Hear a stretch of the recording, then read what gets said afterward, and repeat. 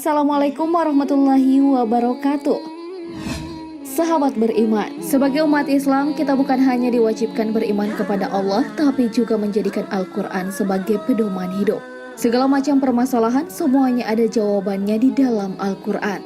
Hal ini salah satu membuktikan jikalau Al-Quran adalah benar kalam Allah atau perkataan Allah, bukan buatan manusia. Seperti firman Allah Subhanahu wa Ta'ala dalam surah Fussilat ayat 53. Yang artinya kami akan memperlihatkan kepada mereka tanda-tanda kekuasaan kami di segala wilayah bumi dan pada diri mereka sendiri, hingga jelas bagi mereka bahwa Al-Quran itu adalah benar. Tidakkah cukup bahwa sesungguhnya Tuhanmu menjadi saksi atas segala sesuatu? Masya Allah. Selain itu juga terdapat beberapa bukti kebenaran ayat Al-Quran yang mampu dibuktikan secara ilmiah. Berikut 10 bukti kebenaran Al-Quran yang akan kita bahas. Tetaplah dalam sajian Islam Populer. Namun sebelum lanjut, mari bersama tebar syiar Islam dengan klik tombol subscribe, like, and share untuk berbagi informasi bermanfaat. Amin ya robbal alamin.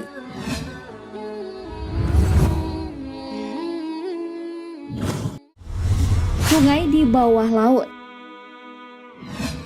Sahabat beriman, Allah Subhanahu wa Ta'ala berfirman, dan dialah yang membiarkan dua laut mengalir berdampingan, yang ini tawar lagi segar, dan yang lain asin lagi pahit.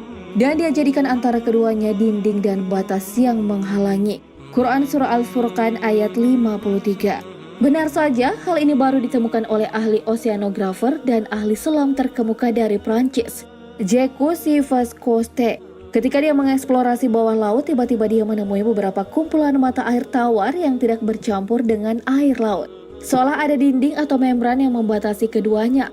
Lalu pada saat dia bertemu dengan seorang profesor muslim dan menceritakan fenomena itu, profesor itu teringat pada ayat Al-Quran tentang bertemunya dua lautan pada surah Ar-Rahman ayat 19 hingga 20. Dia membiarkan dua lautan mengalir yang keduanya kemudian bertemu. Antara keduanya ada batas yang tidak dilampaui masing-masing. Quran surah Ar-Rahman ayat 19 hingga 20. Saat mendengar ayat-ayat Al-Quran itu, Cousteau begitu kagum dan dikabarkan menjadi mu'alaf memeluk agama Islam. Segala sesuatu berpasangan. Paul Dirac adalah seorang ilmuwan asal Inggris yang berhasil melakukan penelitian dan membuktikan bahwa materi diciptakan secara berpasangan terhadap proton dan neutron dalam elektron. Penemuan ini sendiri dinamai parite.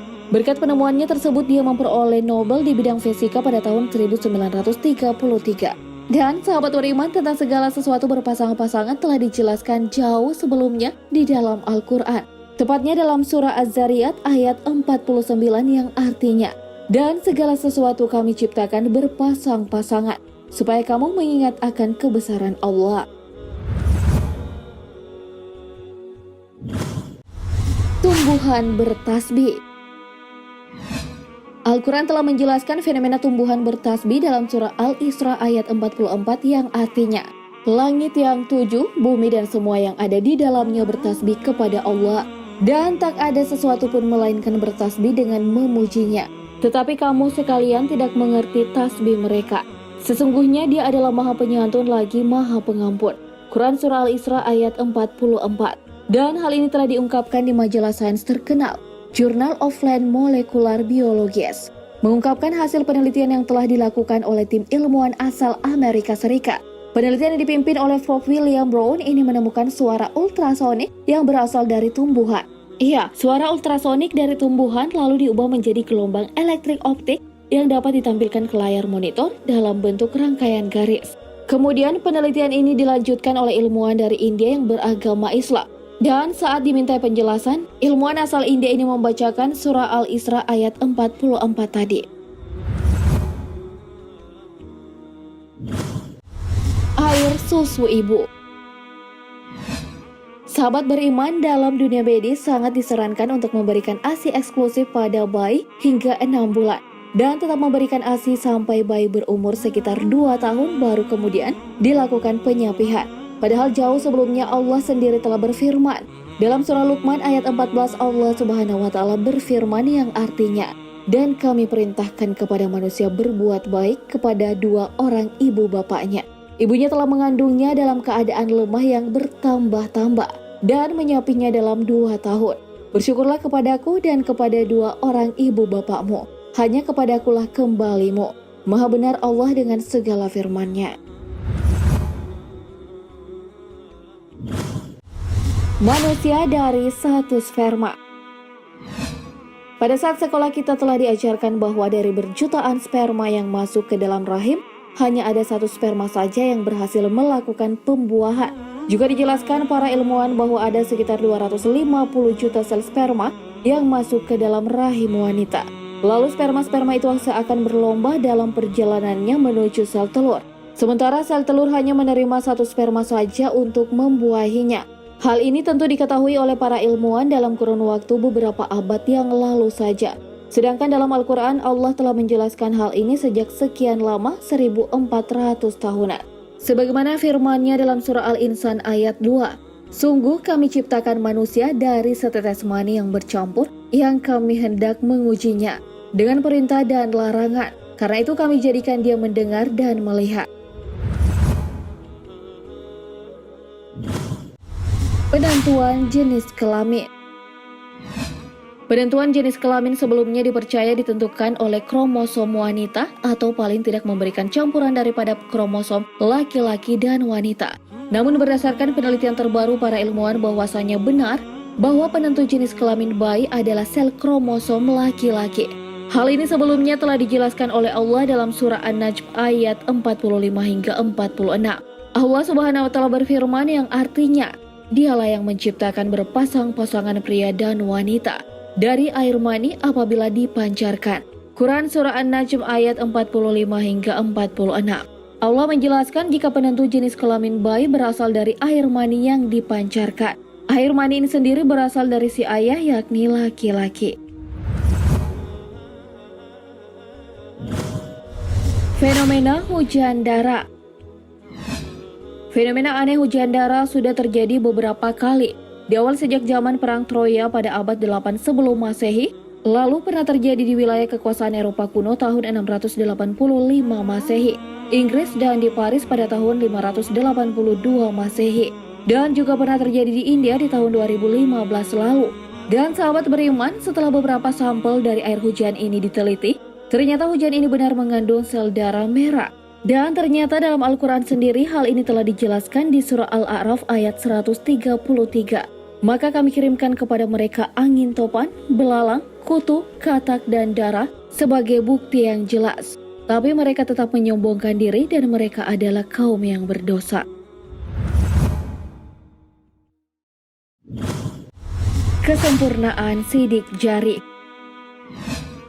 Sahabat beriman, coba perhatikan sidik jari sahabat beriman ya. Tanpa disadari, meskipun kita tumbuh dan berkembang, sidik jari ini tidak akan pernah berubah sepanjang kita masih hidup. Bahkan sidik jari antara satu manusia dengan manusia lainnya tidak akan sama, meskipun orang kembar sekalipun. Masya Allah, begitu sempurnanya sidik jari yang diciptakan oleh Allah Subhanahu wa Ta'ala untuk kita manusia. Hal ini telah dijelaskan dalam Al-Quran surah Al-Qiyamah ayat 3 hingga 4 yang artinya, apakah manusia mengira bahwa kami tidak akan mengumpulkan kembali tulang belulangnya? Bukan demikian, sebenarnya kami kuasa menyusun kembali jari jemarinya dengan sempurna.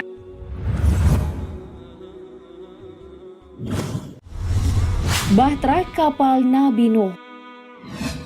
Mengenai cerita betapa hebatnya kejadian terdamparnya kapal Nabi Nuh setelah banjir bandang, Allah Subhanahu wa Ta'ala menjelaskan dalam Al-Quran dalam surah Hud ayat 44 yang artinya, Hai bumi tahanlah airmu, dan hai langit hujan berhentilah. Dan air pun disurutkan. Perintah pun diselesaikan dan bahtera itu pun berlabuh di atas bukit judi tempat yang tinggi. Dan dikatakan binasalah orang-orang yang zalim. Lalu peneliti pun menemukan bukti-bukti valid tentang keberadaan kapal Nabi Nuh tersebut. Salah satu profesor asal Istanbul, Oktay Belli, yang mengatakan bahwa banjir pada masa Nabi Nuh bukanlah mitos belaka. Terjangan air bah itu benar-benar terjadi. Dan salah satu situs yang diyakini sebagai jejak peninggalan kapal tersebut terdapat di pegunungan Ararat, Turki yang berdekatan dengan perbatasan Irak. Laut dibelah Musa. Sahabat beriman, salah satu mukjizat Nabi Musa adalah dapat membelah Lautan Merah. Dikisahkan Nabi Musa membelah Laut Merah saat dihadang Laut Merah atau mundur bakal dihabisi serdadu Fir'aun. Lalu Tuhan pun memberi mukjizat kepada Musa, yakni membelah lautan sehingga Musa dan pengikutnya melarikan diri.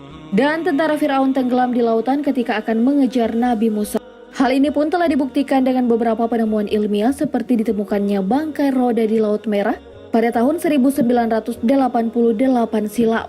Selain bangkai roda tempur tersebut, di tempat yang sama juga ditemukan beberapa bangkai manusia yang diduga merupakan pasukan Fir'aun. Allah Subhanahu wa Ta'ala berfirman, "Dan ingatlah ketika kami belah laut untukmu, lalu kami selamatkan kamu dan kami tenggelamkan Fir'aun dan pengikut-pengikutnya sedang kamu sendiri menyaksikannya." Quran Surah Al-Baqarah ayat 50. Sahabat beriman, itulah dia 10 bukti kebenaran bahwa Al-Quran kitab suci bukan fiksi. Kebenaran ayat-ayat suci Al-Quran ini pun telah dibuktikan secara ilmiah. Masya Allah, maha benar Allah dengan segala firman-Nya. Demikianlah informasi kita kali ini, semoga bermanfaat. Dan jangan lupa supportnya dengan klik tombol subscribe, like, dan share untuk berbagi informasi bermanfaat. Amin ya robbal alamin. Wassalamualaikum warahmatullahi wabarakatuh.